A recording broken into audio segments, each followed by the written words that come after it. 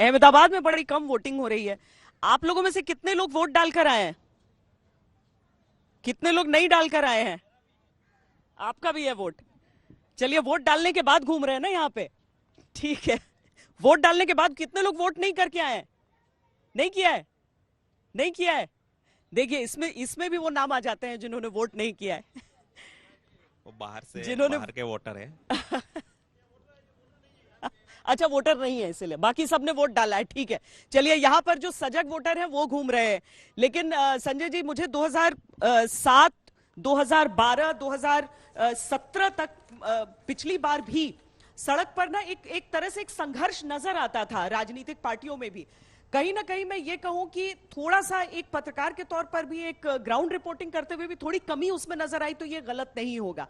और ऐसा नहीं हो सकता है जहां भी आप जाएं वहीं पर आपको कम देखने के लिए मिल जाए। तो ये चीजें थोड़ी सी समझ में आनी, क्या इसके लिए हमें नतीजे के दिन का इंतजार करना चाहिए कि हम उस दिन आकलन करें, उस दिन विश्लेषण करें, या फिर जो जमीन पर दिख रहा है उसकी कोई आज ही वजह हम समझ सकते हैं?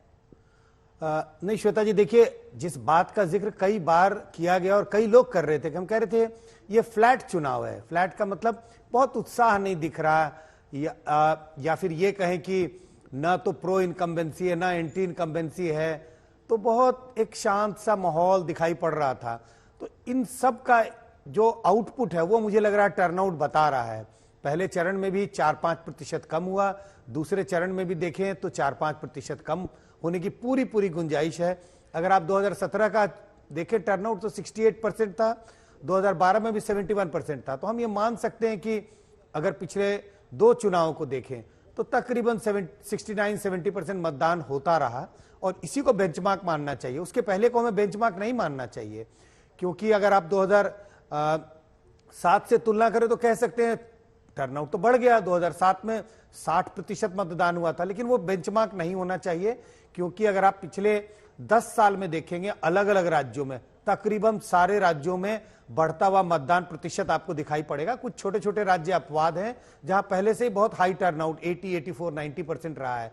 लेकिन अगर आप साधारण साइज के, जिस साइज का राज्य गुजरात है, राजस्थान है, तेलंगाना है, आंध्रा है, साइज का मतलब मैं नंबर ऑफ पार्लियामेंट्री कंस्टिट्यूंसी या असेंबली कंस्टिट्यूंसी का जिक्र कर रहा हूं, आमूमन सारे राज्यों में आपको बढ़ता हुआ मतदान दिखाई पड़ेगा। पता नहीं गुजरात में इस बार क्यों घट रहा है, और मुझे लगता है घटने का कारण, कई कारण है। ये उदासीनता ये कि बीजेपी सरकार से बहुत संतुष्टि नहीं है। कई ऐसे आंकड़े बताते हैं कि अगर आप बेरोजगारी की बात करें, महंगाई की बात करें, तमाम मुद्दों की बात करें, तो लोग कहते हैं कि सरकार का कामकाज बहुत अच्छा नहीं रहा।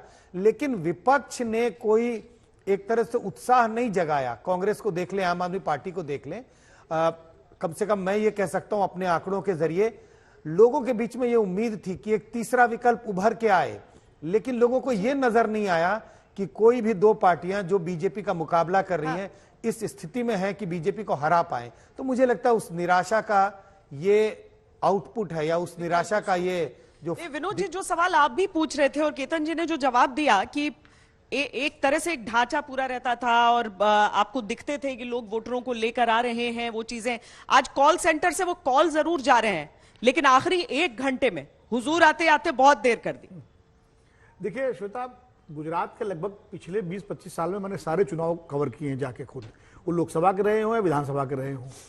2002 का चुनाव जो हुआ था वो गोधरा और उसके बाद जो हिंसा हुई थी उसके मतलब उसके बाद हुआ था, उसके आफ्टरमाथ में हुआ था, तो उसमें एक अलग तरह का माहौल था।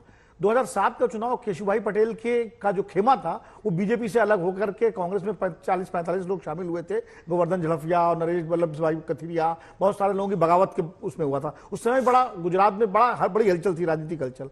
2012 का चुनाव प्रधानमंत्री नरेंद्र मोदी जी को प्रधानमंत्री बनाने के नारे के साथ हुआ था, और हर गुजराती की इच्छा थी कि मोदी जी देश के प्रधानमंत्री बने, इसलिए 2012 में बीजेपी को जिताना ही जिताना है। 2017 का चुनाव पाटीदार अनामत आंदोलन और पिछड़ों के आरक्षण के आंदोलन और जिग्नेश मेवानी के दलित आंदोलन, इन 3 आंदोलनों के माहौल में हुआ। तो ये लगातार जितने चुनाव मैंने गिनाए, इनमें सामाजिक और राजनीतिक हलचल बहुत तेज थी गुजरात में। ये पहला चुनाव है जो बिना किसी मुद्दे के, बिना किसी आंदोलन के, बिना किसी उसमें हुआ, और इसमें कोई हलचल नहीं हुई। मतलब मैं खुद नहीं आया, मुझे भी कोई टेम्पटेशन नहीं हुआ मैं गुजरात जाके गांव-गांव घूमूं, जबकि पहले सारे चुनावों में घूमा।